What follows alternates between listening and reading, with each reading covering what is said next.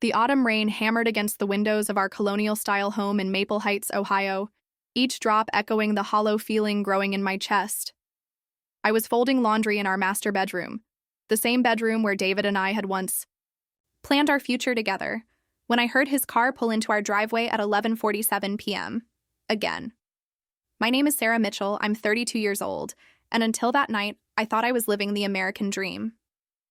Married to David Mitchell for 6 years, we lived in a beautiful $350,000 home on Elm Street, complete with a white picket fence and a 2-car garage.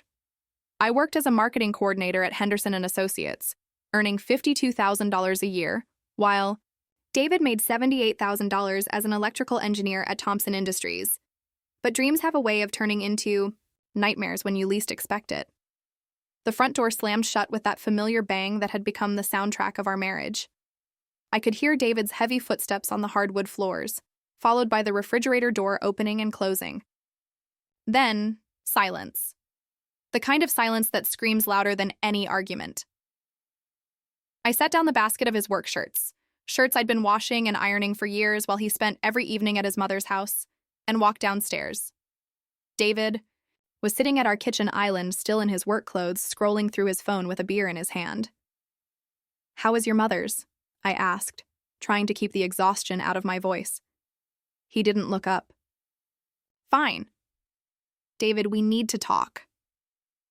That's when he finally raised his eyes to meet mine, and what I saw there changed everything. It wasn't love, it wasn't even indifference. It was annoyance. Pure, undisguised annoyance that I dared to interrupt. His phone timed to have a conversation with my own husband. "Sarah, I'm tired. Can this wait?" "Can this wait?" I repeated, feeling something crack inside my chest. "David, you've spent every single evening this week at your mother's house. Last weekend, you canceled our anniversary dinner because she needed you to fix her garbage disposal. On our anniversary, David." He set his phone down with a sigh that made me feel like I was asking for the moon and stars instead of basic respect from my husband. "My mother needs me, Sarah. She's 58 years old, living alone since Dad died. What kind of son would I be if I just abandoned her? What kind of husband are you being to me?" The question hung in the air like smoke. David's jaw tightened, and when he spoke again, his words cut deeper than any knife ever could. "My mother was there for me my entire life. She sacrificed everything for me. You just married me. Just married him, 6 years of supporting his dreams, 6 years of building a life together, 6 years of putting his needs before mine, and I had just married him." But what happened next is what made me realize that my husband hadn't just chosen his mother over me. He'd been planning to destroy me all along. The next morning, I woke up to an empty house and a note on the kitchen counter. "Gone to Mom's. Back later. D." As I sat there with my morning coffee, watching the steam rise from my favorite mug, the one David had given me on our 2nd anniversary with "World's Best Wife" printed on it, I tried to remember when everything had started falling apart. It began subtly, about 2 years ago. David's father, Robert Mitchell, had passed away from a sudden heart attack at 61. The grief hit the family hard, but none harder than his mother, Patricia. At 56 then, she'd never lived alone, never handled the finances, never even pumped her own gas. David, being the dutiful son, stepped in to help. Initially, I was proud of him. What wife wouldn't want a husband who cared for his family? I encouraged him to check on Patricia, to help her navigate her new reality. I even invited her over for Sunday dinners, trying to include her in our little family unit. But Patricia, Mitchell had other plans. It started with phone calls during our dinner time. "David, honey, I can't figure out how to work the new TV remote you bought me." "David, sweetie, the upstairs toilet is making that noise again." "David, I'm so lonely. Could you just come over for an hour?" 1 hour became 3 hours. 3 hours became entire evenings. Entire evenings became weekends. "She's just adjusting," David would say whenever I brought up my concerns. "She'll get better." But Patricia wasn't getting better. She was getting more demanding. The first major red flag came last Christmas. I'd spent weeks planning our holiday. Dinner had bought a $200 prime rib roast, decorated our house like something out of a magazine, and invited my parents to drive up from Cincinnati. At 3 p.m. on Christmas Day, 2 hours before my parents were supposed to arrive, David's phone rang. "Mom needs me," he said, already reaching for his coat. "Her heating system isn't working." "David, we have guests coming. Can't you call a heating repair service?" "On Christmas Day?" "Sarah, be reasonable." Reasonable. There was that word again, the word he used whenever I asked for basic consideration in my own marriage. He left. My parents arrived to find me crying over a perfectly cooked roast, sitting alone at a table set for 6. When David finally returned at 11 p.m., he was annoyed that I was upset. "The heating system was actually fine," he admitted. "She just forgot how to adjust the thermostat." "But she was crying, Sarah." What was I supposed to do? What he was supposed to do was be my husband first and her son second. But I was beginning to realize that in David's mind, that order had been reversed long ago. The pattern escalated. Patricia would call with emergencies that weren't emergencies. A spider in the bathroom, a light bulb that needed changing, loneliness that required David's immediate presence. And every single time, David would drop whatever we were doing and run to her aid. Our date nights vanished. Our weekend plans were constantly canceled. Our conversations were interrupted by her calls at least 5 times every evening. When I finally suggested that maybe Patricia should consider grief counseling or perhaps look into senior community activities, David exploded. "She's not crazy, Sarah. She's grieving. Have some compassion." But I was beginning to suspect that Patricia Mitchell wasn't just grieving. She was manipulating. And the worst part was, it was working. 3 weeks ago, the manipulation reached a new level. Patricia called David at 2 a.m., sobbing that she was having chest pains and needed to go to the emergency room. David rushed over, called an ambulance, and spent the entire night at Mercy General Hospital with her. After 5 hours of tests, the doctor's diagnosis was anxiety and acid reflux. Patricia had eaten spicy food for dinner and worked herself into a panic attack.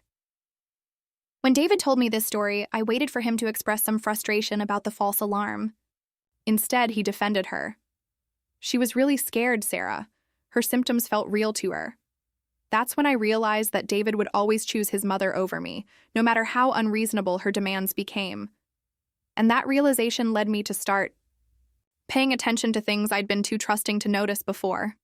The discovery that changed everything happened completely by accident. I was looking for our insurance papers to file a claim for the roof damage from last month's storm when I stumbled across a folder in David's desk labeled Mom's Finances. Curiosity got the better of me, and what I found inside made my hands shake with rage. Bank statements, investment portfolios, Social Security documentation. Patricia Mitchell wasn't the helpless widow she pretended to be. She had $847,000 in various accounts, owned her house outright, and received $3,200 monthly in Social Security and pension benefits from her deceased husband's government job. But that wasn't the worst part. The worst part was the stack of receipts. David had been paying for everything: her groceries, her utilities, her cable bill, her car insurance, her property taxes.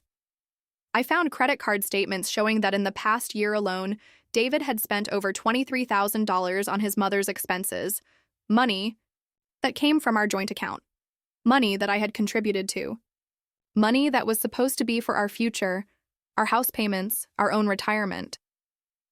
With trembling fingers, I logged into our online banking. What I saw there made me sink into David's desk chair, the breath knocked out of my lungs. Our savings account, which had once held $45,000, now had $3,247. The account we'd been building to buy a bigger house, to start a family, to secure our future, Patricia had systematically drained it through her son. But there was more. In the very back of the folder, I found something that made my blood run cold. A real estate market analysis for our house, dated just 2 weeks ago. David was planning to sell our home. I called the real estate agency listed on the letterhead. The agent, Michelle Torres, was surprisingly forthcoming when I identified myself as David Mitchell's wife. "Oh yes, Mrs. Mitchell. Your husband was very clear about wanting to move quickly on the sale. He mentioned that you two were planning to downsize so he could better care for his mother. He said you were completely on board with the decision. Completely on board. I had never even been told. Did he mention anything about buying another property? I managed to ask. Actually, yes. He was very interested in a property on Oakwood Drive that would allow his mother to live with you both. It has a lovely in-law suite. He seemed to think it would be perfect for your new living arrangement. New living arrangement. David was planning to sell our dream home, move his mother in with us, and had made all these plans without saying a single word to me. I hung up and immediately called my best friend, Jennifer, who worked as a paralegal at Morrison & Associates, a family law firm downtown. Sarah, honey, slow down, Jennifer said when I called her, crying and barely making sense. Meet me at Murphy's Diner on 5th Street. We need to talk. An hour later, Jennifer listened to my story while taking notes on a legal pad. Her expression grew more serious with each detail I shared. Sarah, in Ohio, both spouses need to agree to sell marital property. If David tries to sell your house without your consent, that's a serious legal issue. But more importantly, if he's been draining your joint accounts without your knowledge to support his mother, you might have grounds for financial mismanagement in a divorce proceeding. Divorce. The word hung between us like a loaded gun. I'm not ready to think about divorce, I whispered. Maybe not, Jennifer said gently, but you need to protect yourself. Tomorrow, go to First National and open your own individual account. Start documenting everything, every receipt, every bank statement, every phone call from Patricia that interrupts your time with David. And Sarah, you need to confront him, tonight. But when I got home that evening, I discovered that confrontation was going to be impossible. David wasn't there. His closet was half empty, his toiletries were gone from the bathroom, and there was another note on the kitchen counter. Sarah, I've gone to stay with Mom for a while. We both need some space to think about what we want. I'll call you in a few days. David. Space to think. He'd cleaned out our savings account, planned to sell our house, and arranged to move his mother in with us, all without a single conversation. With his wife, and now he needed space to think. I was standing in my kitchen, holding that note, when my phone rang. It was an unknown number, but I answered anyway. Hello, is this Sarah Mitchell? The voice was professional, female. Yes, this is Sarah. Mrs. Mitchell, this is Rebecca Chen from Chen & Associates Legal Services. I'm calling because your husband, David Mitchell, has retained our firm to file for divorce. You should expect to receive papers within the next few days. I'm required to inform you that you have the right to legal representation. The phone slipped from my hand and clattered onto the kitchen floor. David wasn't just choosing his mother over me. He was discarding me entirely. I didn't sleep that night. Instead, I sat at my kitchen table with every financial document I could find, creating a detailed timeline of David's deception. By 6 a.m., I had a clear picture of just how calculated his betrayal had been. At 8 a.m. sharp, I called in sick to work and drove straight to Morrison & Associates to meet with Jennifer's boss, attorney Maria Morrison herself. Maria Morrison was a 45-year-old firecracker who'd built her reputation destroying cheating husbands in divorce court. She listened to my story with the intensity of a predator evaluating prey. Mrs. Mitchell, she said when I finished, your husband has made several critical errors. First, Ohio is an equitable distribution state, which means marital assets should be divided fairly. His unilateral depletion of your joint savings to support his mother could be considered dissipation of marital assets. Second, attempting to sell the marital home without your consent is illegal. Third, if we can prove he's been planning this, divorce while actively deceiving you about your finances, we can request sanctions. She leaned forward, her eyes gleaming. But here's the beautiful part, his mother's finances. If David has been supporting her lavishly while claiming financial hardship in the divorce, and she actually has significant assets of her own, we can argue that this was an intentional waste of marital resources. What does that mean for me? It means, Mrs. Mitchell, that your husband is about to learn a very expensive lesson about loyalty. Within 2 hours, Maria had filed an emergency motion to prevent David from selling our house and to freeze all our joint accounts. She also requested a forensic accounting of our finances for the past 3 years. But the real masterstroke came when she had Patricia Mitchell served with a subpoena to appear in court and provide documentation of her financial status. I was at work 2 days later when Jennifer called me, barely able to contain her excitement. "Sarah, you need to get down here right now. David and his lawyer are here, and they are not happy." I found David in the conference room at Morrison & Associates, sitting across from Maria with his attorney, a nervous-looking man named Peter Hoffman. David's face was red with anger, and when he saw me walk in, he exploded. "Sarah, what the hell do you think you're doing, freezing our accounts, having my mother subpoenaed? This is insane." Maria held up a hand to silence him. "Mr. Mitchell, I'd advise you to speak only through your attorney." "She's my wife," David shouted. "I can speak to my wife." "Actually," Maria said coolly, "according to the divorce papers you filed, she's your soon-to-be ex-wife. And according to Ohio law, she has every right to protect her financial interests when you've been systematically draining marital assets." Peter Hoffman whispered urgently in David's ear. David's face went pale. "We'd like to propose a settlement," Hoffman said quickly. Maria smiled like a shark. "I'm listening." For the next hour, I watched my husband realize that his plan to discard me and run off with his mommy was falling apart. The forensic accountant had found evidence that David had been planning this for over a year, slowly moving money and making financial decisions without my knowledge. But the real bombshell came when Patricia Mitchell walked into that conference room. At 58, Patricia was an attractive woman who'd clearly spent considerable time and money maintaining her appearance. She was also, as it turned out, absolutely furious. "David Thomas Mitchell," she hissed the moment she saw her son. "What have you done?" It was Maria who answered. "Mrs. Mitchell, your son has been using marital funds to support you while filing for divorce from his wife.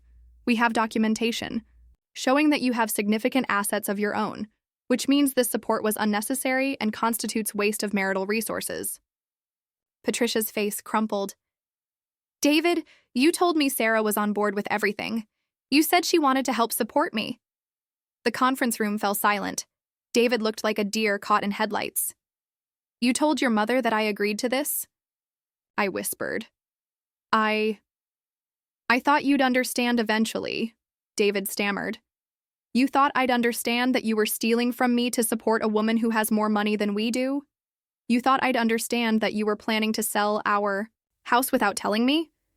You thought I'd understand that you were filing for divorce while lying to both me and your mother?"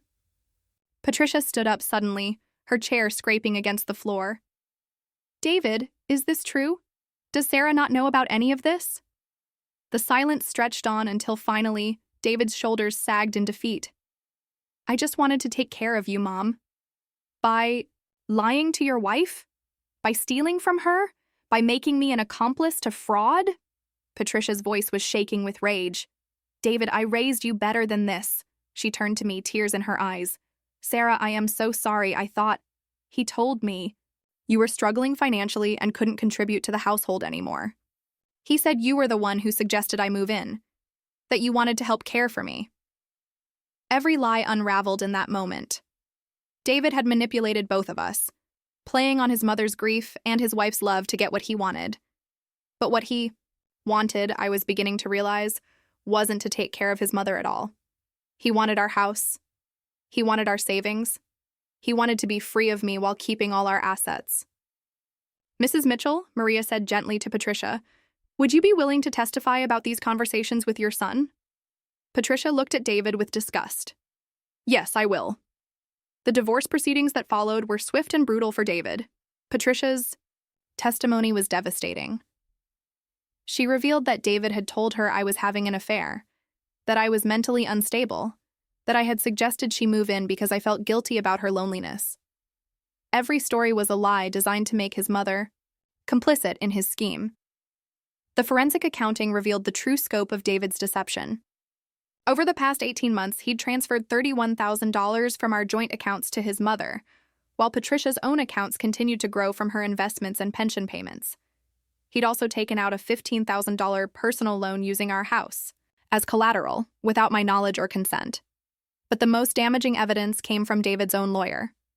In a stunning breach of attorney-client privilege that occurred when David fired Peter Hoffman mid-case, Hoffman revealed that David had admitted to planning the divorce for over a year while deliberately deceiving me about our financial situation. Your Honor, Maria Morrison argued in court, Mr. Mitchell didn't just dissipate marital assets, he committed fraud. He systematically lied to both his wife and his mother while stealing money to fund a lifestyle his mother didn't even need or want. Judge Patricia Williams, a 52-year-old no-nonsense woman who'd been handling family court for 15 years, was not impressed with David's behavior. Mr. Mitchell, she said during the final hearing, in 30 years of practice, I have rarely seen such a calculated attempt to defraud a spouse. Your actions show a pattern of deception that goes far beyond simple marital discord. The final settlement was everything Maria had promised and more. I kept the house, all of it. David was ordered to pay me $78,000 in compensation for the dissipated assets, plus attorney's fees totaling another $12,000. His retirement accounts were split 70-30 in my favor due to his financial misconduct. He was also required to pay spousal support of $1,200 per month for 3 years while I completed my MBA program, a degree I'd put on hold to support his career. But the most satisfying part wasn't financial. Patricia Mitchell, horrified by her son's behavior, cut him off completely. She moved to Florida to live near her sister, putting her Ohio house on the market and changing her phone number. Before she left, she stopped by to see me one last time. Sarah, she said, standing in the doorway of what was now truly my home, I want you to know that I never wanted any of this. David used my grief to manipulate both of us, and I will never forgive him for that. She handed me an envelope.